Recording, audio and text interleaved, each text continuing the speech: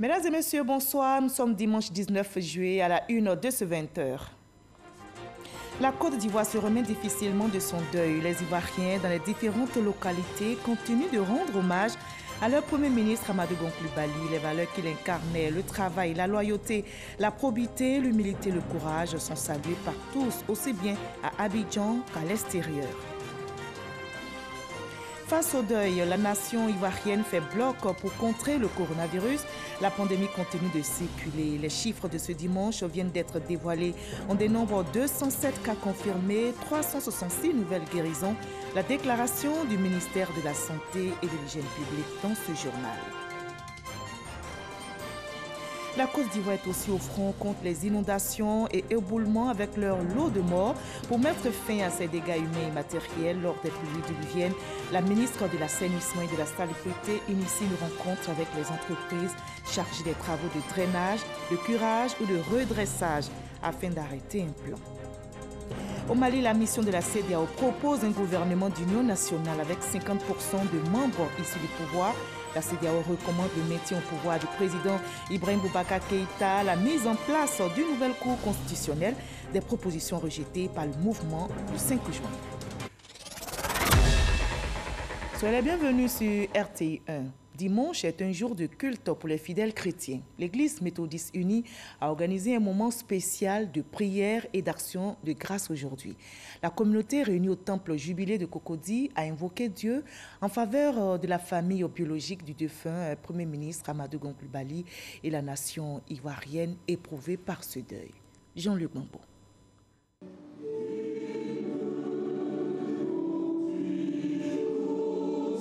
C'est un autre acte de compassion et de soutien à la Côte d'Ivoire suite à la perte de son Premier ministre que l'Église méthodiste unie vient de poser. Après avoir pris part à l'hommage de la nation à l'illustre disparu, l'Église a organisé une prière d'action de grâce afin de préserver l'unité du pays. Nous ne sommes qu'une seule et même nation. Notre héritage, notre richesse, c'est la Côte d'Ivoire. Nous devons tout faire pour préserver dans ce pays la paix et la sécurité. C'est le sens de cette prière d'action de grâce.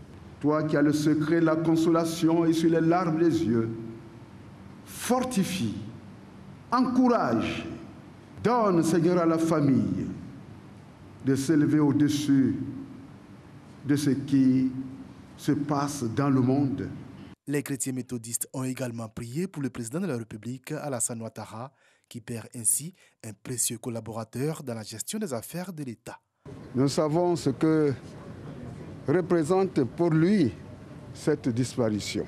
Seul Dieu peut le consoler et l'aider à continuer d'assumer ses tâches. Seul Dieu peut le garder, le soutenir, lui accorder sa présence par rapport à l'exercice de ses responsabilités. Recueillement, chants et prières ont été adressés à Dieu pour qu'il étende sa main de grâce sur la famille du défunt. Un signe d'attachement de ses fidèles au Premier ministre qui fut, pour plusieurs d'entre eux, un modèle. Cette douleur où nous perdons notre Premier ministre, cet homme de devoir, celui autour de qui s'articulaient les actions du gouvernement, il était bon de nous tourner vers notre Seigneur, qui est le seul à même de nous apaiser, de nous soutenir. Il était toujours au travail, nous que le connaissons bien, et nous voulons dire merci au Seigneur de l'avoir connu, mais surtout, après qu'il soit enlevé, parti brutalement, il va falloir demander à Dieu de fortifier la famille. Notons que cette prière d'action de grâce qui s'est déroulée sur toute l'étendue du territoire est une initiative du gouverneur Robert Begré-Mambé, fidèle de l'Église méthodiste unie de Côte d'Ivoire. On a aussi imploré Dieu à Grand Bassam. Les populations de la région du Sud Comoé ont rendu hommage au Premier ministre. Elles ont salué ses actions de développement entreprises dans leur région. Toutes les couches sociales se sont retrouvées, vous allez le voir, pour prier pour la famille et la nation ivoirienne. Mamadou Kwasi. Des prières et invocations qui font suite à une lecture intégrale du Saint-Coran. Musulmans, chrétiens et chefferies traditionnelles du Sud Comoé prient ensemble pour le repos de l'âme de feu Amadou Gon Coulibaly. Bassam ne t'oubliera jamais, monsieur AGC. vraiment que la tête soit légère. Cette initiative des cadres est soutenue par l'ensemble des différentes couches du Sud Comoé en général et de la ville de Grand Bassam en particulier. Tous se souviennent des actions réalisées par l'ex-premier ministre de la Côte d'Ivoire pour leur région. Vraiment, avec Amadou Gon, vraiment, c'était, comme on le dit, le Père Noël du Sud Comoé, parce que vraiment, il y a eu beaucoup d'actions que Amadou Gon a posées à l'égard du Sud Comoé. Et on a vu les inondations de Bassam. Amadou Gon n'est pas resté sans réagir au nom du Sud Comoé. On a vu la période de fin d'année, Amadou Gon a encore réagi. Et donc, vraiment, avec Amadou Gon, on était bien parti. Et dommage que Dieu l'a appelé. Une très grande perte pour la nation ivoirienne et une grande perte pour la région du Sud Comoé et une grande perte pour la ville de Grand Bassam. Je demande au Seigneur Tout-Puissant de consoler notre chef d'État, le président Alassane Ouattara, et tous les membres de ce gouvernement. Les cadres souhaitent que le pacte tissé avec Amadou Gon Coulibaly demeure à jamais pour le développement de leur région. Mais déjà, il faut poursuivre son œuvre. Et c'est pourquoi nous devons sécher nos larmes, regarder à l'avant, voir comment nous pouvons chacun à son niveau apporter son appui au pays de par la paix, parce que la paix est essentielle à tout développement. Un livre de condoléances a été ouvert et cette prière constitue le début d'une série d'activités ponctuées de prières et de bénédictions pour le repos de l'âme de feu Amadou Gon Coulibaly. La commune de Koumassi porte aussi le deuil du Premier ministre Amadou Gon Coulibaly. Les populations ont organisé une procession dans les rues de Koumassi pour rendre hommage au chef du gouvernement pour son appui et sa contribution au développement de leur commune. On retrouve Mamadou Kwasi.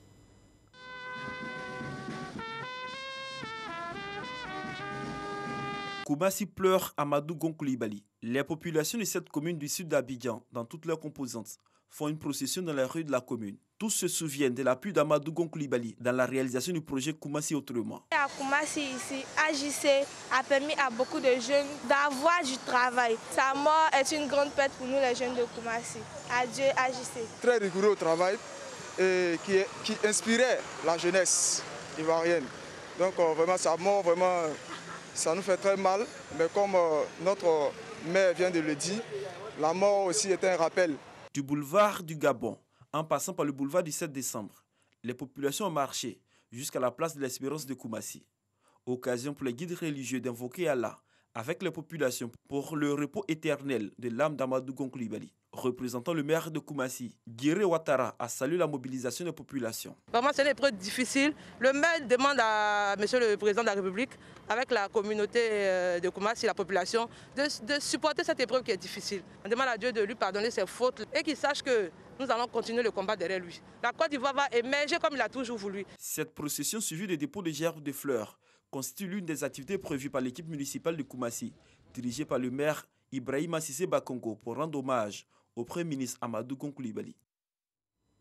Et c'est l'Afrique qui pleure un digne fils. Le deuil qui frappe la Côte d'Ivoire est aussi ressenti à l'étranger. Le ministre des Affaires extérieures du Cameroun s'est associé à l'hommage rendu au Premier ministre par les Ivoiriens vivant au Cameroun. Moment chargé d'émotions, émaillé de témoignages et de remerciements de l'ambassadeur de Côte d'Ivoire au Cameroun, Franck Kouadio. La communauté ivoirienne au Cameroun pleure son Premier ministre Amadou Gon Coulibaly. Les valeurs qu'il incarnait sont encore bien vivaces dans les esprits. Cette disparition subite évoque pour nous des valeurs cardinales qui ont été longtemps rappelées, notamment le travail, la rigueur. Il fait tellement l'unanimité que je ne vais rien inventer. C'était un travailleur. Jour douloureux pour le peuple ivoirien et même au-delà.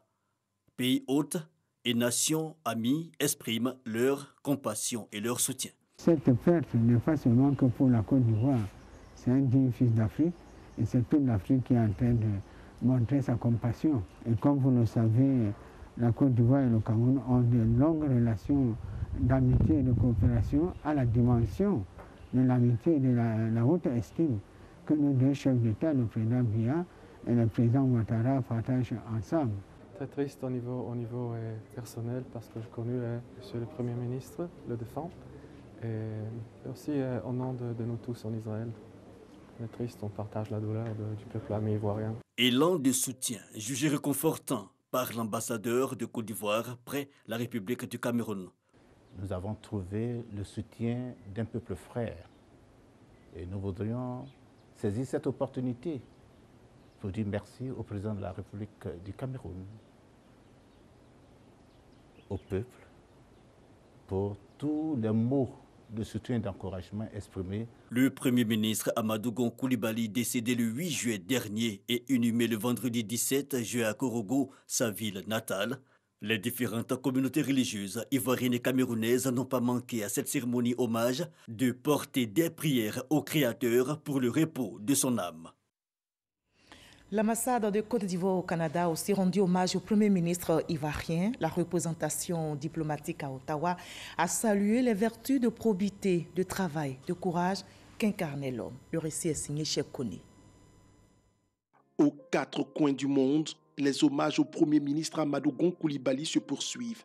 Les larmes des Ivoiriens de toutes les diasporas confondues, et même des non-Ivoiriens, peinent à sécher.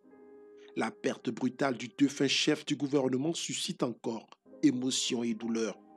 Ce 16 juillet à Ottawa, au Canada, c'était au tour des membres de la mission diplomatique ivoirienne de rendre hommage au lion. Gerbe de fleurs en main, l'ambassadeur Philibert Vanidi a rendu un dernier hommage au fils du Poro. Il lui a reconnu ses qualités de négociateur, d'homme de dossier, d'ardent défendeur du travail bien fait et d'artisan infatigable du redressement économique de la Côte d'Ivoire.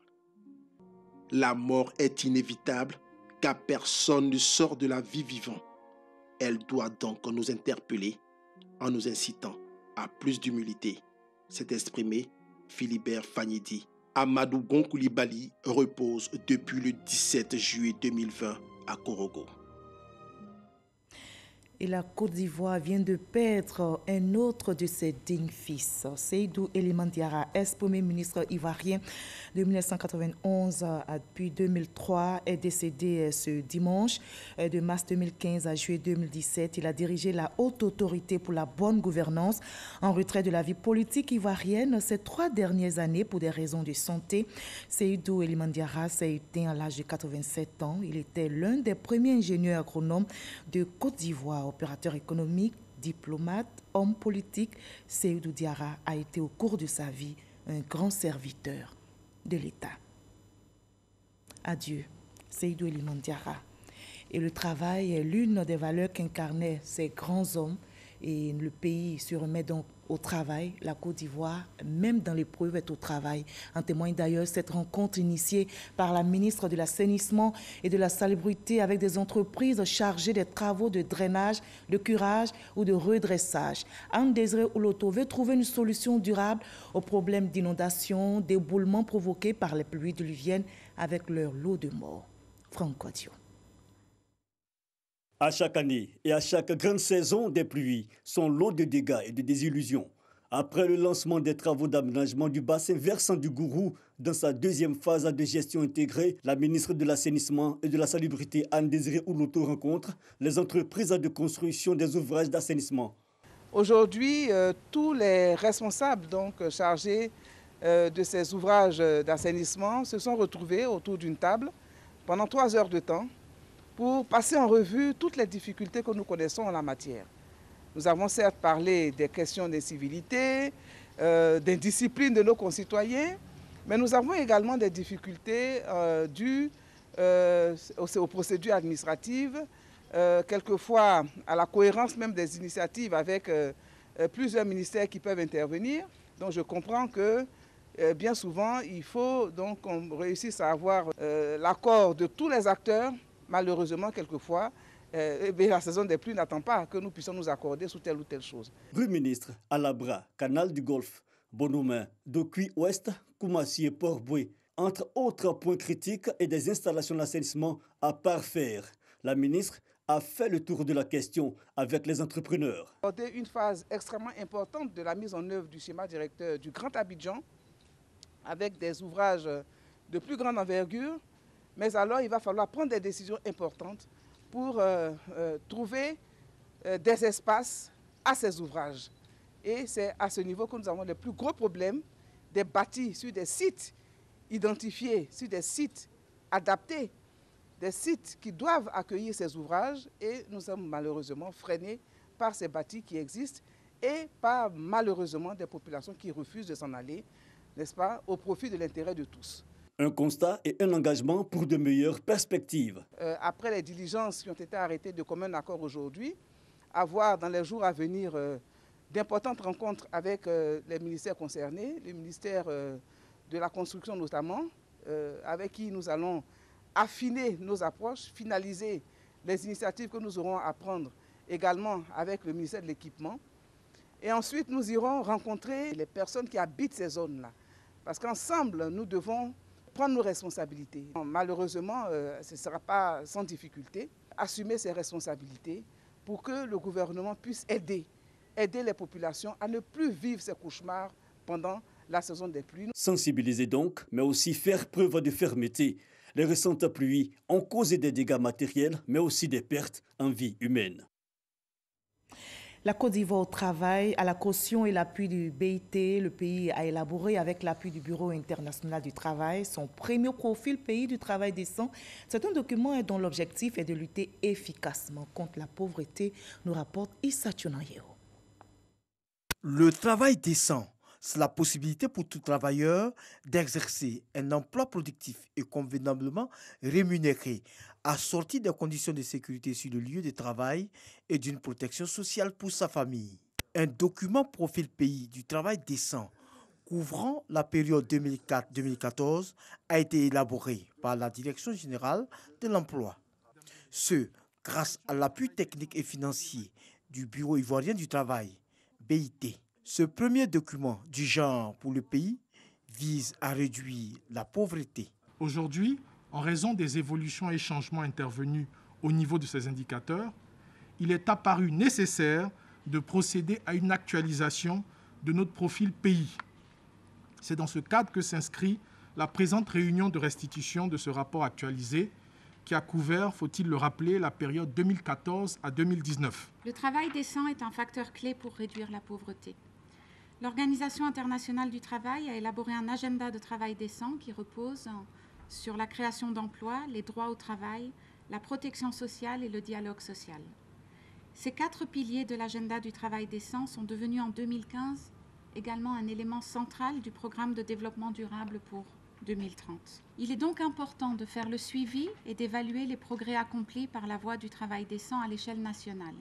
Le représentant du ministre de l'Emploi et de la Protection sociale salue l'élaboration d'un tel document. Cet outil va nous donner davantage d'arguments pour dire oui, inscrivez à l'ordre du jour le programme Pays Travail Décent parce que ces documents reflètent en quelque sorte les initiatives que nous prenons pour le bien-être des populations.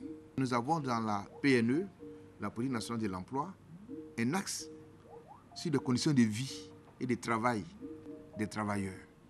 Et donc cet outil-là nous permettra d'évaluer cet axe de la PNE. 11 chapitres, 88 indicateurs du travail décent, 7 indicateurs statistiques et 21 indicateurs juridiques sont contenus dans ce document de promotion du travail décent. Voilà, la Côte d'Ivoire lutte contre la pauvreté, mais aussi contre le coronavirus. La pandémie continue de circuler. Le pays accentue donc la sensibilisation pour freiner l'avancée de la maladie.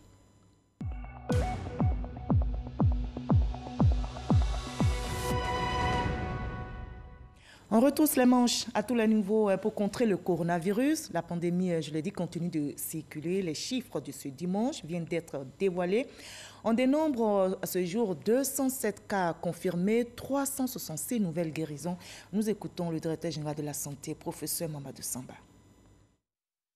Le ministère de la Santé et de l'Hygiène publique a enregistré ce jour, dimanche 19 juillet 2020, 207 nouveaux cas de Covid-19 sur 1137 échantillons prélevés, soit 18,2% de cas positifs. 366 guéris et 1 décès. Nous avons déploré un décès ce jour. Il s'agit d'un patient de 52 ans décédé au service des maladies infectieuses tropicales du CHU de Trècheville. Le ministre de la Santé et de l'Hygiène publique présente ses condoléances à la famille éplorée. À la date du 19 juillet 2020, la Côte d'Ivoire compte donc 14 119 cas confirmés, dont 8 366 personnes guéries, 92 décès et 5 661 cas actifs.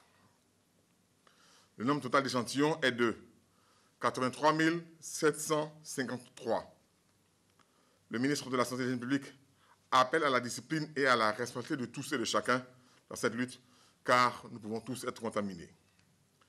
Le ministre de la Santé et de l'Hygiène publique remercie et félicite tous les acteurs publics et privés de la santé pour leur engagement et leur dévouement dans la lutte contre la pandémie. N'hésitez pas à vous rendre dans les centres d'accueil de dépistage Covid-19 si vous toussez, avez de la fièvre, des difficultés respiratoires et une perte de goût et de l'odorat, ou appelez les numéros gratuits suivants, le 101, le 119, le 125 et le 143. 207 cas confirmés ce dimanche. La pandémie n'est donc pas terminée. Les autorités sanitaires appellent donc à ne pas relâcher dans le respect des gestes qui sauvent, les gestes barrières pour freiner l'avancée de ce virus mortel. Briser la chaîne de transmission de la pandémie de la Covid-19 est un défi à relever pour les collectivités locales et les organisations religieuses. Pour eux, la sensibilisation sur le respect strict des gestes barrières et le soutien aux populations vulnérables sont des actions à encourager. La sensibilisation à Sanguiné a débuté par la mise en pratique des mesures d'hygiène en collaboration avec le sous-préfet et le médecin de la commune. Les marchés hebdomadaires de Sanguiné et Gotonguiné 1 ont été fermés durant 4 jours pour une désinfection et l'installation de kits de lavage de mains. Malgré la position de la commune sur l'axe international Côte d'Ivoire-Libéria, aucun cas de Covid-19 n'a encore été déclaré. Nous faisons la sensibilisation des groupements féminins au cours des cultes, au cours de nos réunions et aussi par message. Nous soutenons les personnes affectées par des dons. Abidjan, épicentre de la Covid-19, connaît une augmentation continue de cas confirmés. Avec un taux de positivité allant de 20 à 25%, le ministère de la Santé et de l'Hygiène publique se félicite de l'augmentation de personnes guéries et de la qualité de la prise en charge des malades par le personnel soignant. On note une augmentation significative des personnes déclarées guéries au terme de leur prise en charge, avec un taux de guérison se situant actuellement entre 52 et 59% des cas et une létalité toujours stable autour de 0,7% des cas dépistés, témoignant de la qualité de la prise en charge par les professionnels de la santé. Quant à l'adoption des mesures anti-Covid, le ministère de la Santé et de l'Hygiène publique rappelle les populations à l'ordre. Ils sont encore appelés à la vigilance et à la prudence. Le coronavirus n'a pas encore disparu de notre pays. L'allègement de certaines mesures restrictives, indispensables pour un retour à la normalité du cours de la vie, souhaité par beaucoup d'entre nous, ne doit pas nous faire penser le contraire.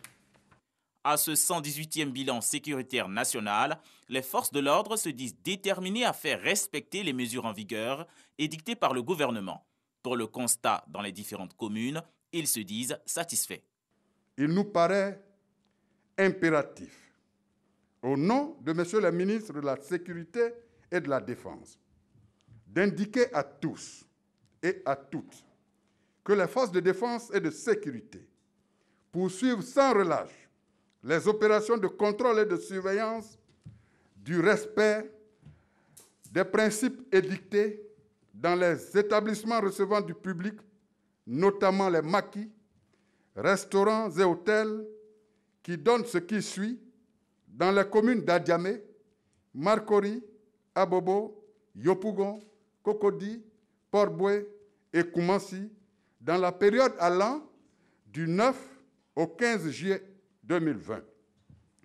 Maquis contrôlés, 149. Restaurants contrôlés, 91.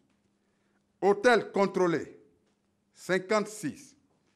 Bars contrôlés dans le cadre du suivi de la mesure de fermeture qui les frappe, 50, qui sont tous fermés. Au constat général, le point du respect des mesures sécuritaires est quasi satisfaisant dans ces établissements visités. La fermeture des bars, boîtes de nuit et salles de spectacle est encore maintenue dans le Grand Abidjan, selon le commissaire Bleu Charlemagne. Voudrions, ce faisant, au nom du directeur général de la police nationale, du commandant supérieur de la gendarmerie ivoirienne et du chef d'état-major général des armées, rappeler et insister, afin que nul ne l'ignore, sur le caractère national de la mesure du maintien de la fermeture des bars, cinémas, boîtes de nuit et salles de spectacle jusqu'à nouvel ordre. La lutte contre la propagation de la Covid-19 en Côte d'Ivoire oblige, face à ces mesures, l'implication de tous les acteurs. À l'étranger et au Mali, la mission de la CEDEAO propose un gouvernement d'union nationale avec 50% de membres issus du pouvoir. La CEDEAO recommande le maintien au pouvoir du président Ibrahim Boubacar Keïta alors que la principale revendication de la contestation est justement sa démission. La mission préconise aussi la mise en place de nouvelles cours constitutionnelles. Cette feuille de route est rejetée en bloc par le mouvement du 5 juin. Je vous propose le reste de l'actualité à l'étranger dans le 7 sur 7. Qu'est-ce qui a marqué l'actualité internationale cette semaine? Élément de réponse avec Herman Guivi.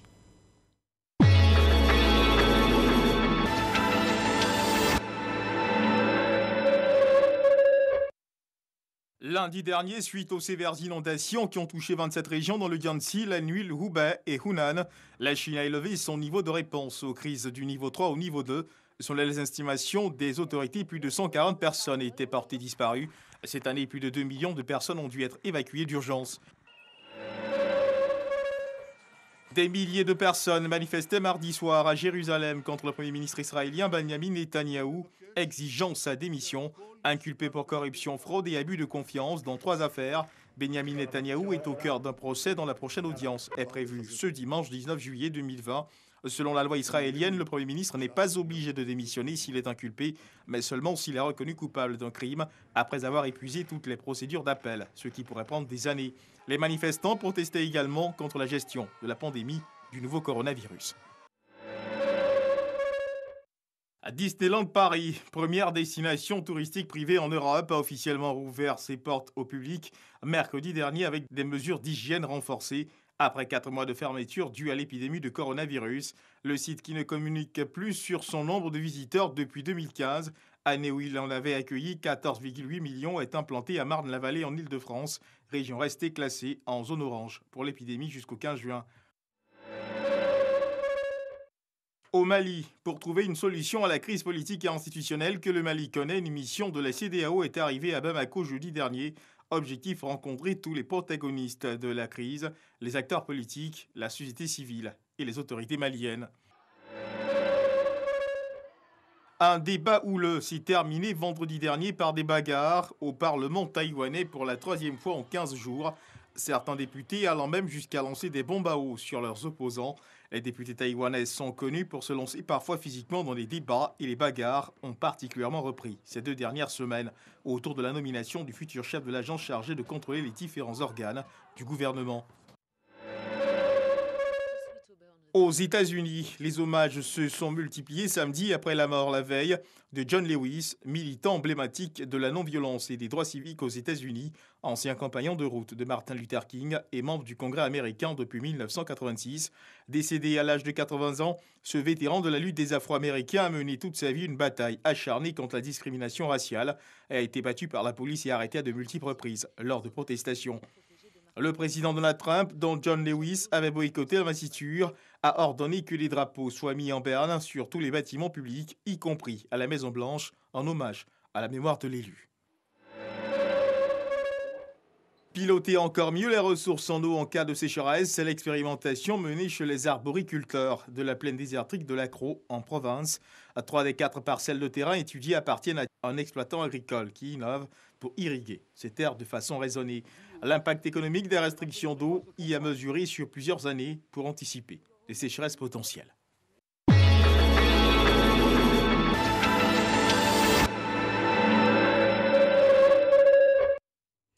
Je rappelle ce deuil qui frappe à nouveau notre pays, la Côte d'Ivoire. Seydou Eliman Diarra est Premier ministre ivoirien en 1999, puis 2003 est décédé ce dimanche.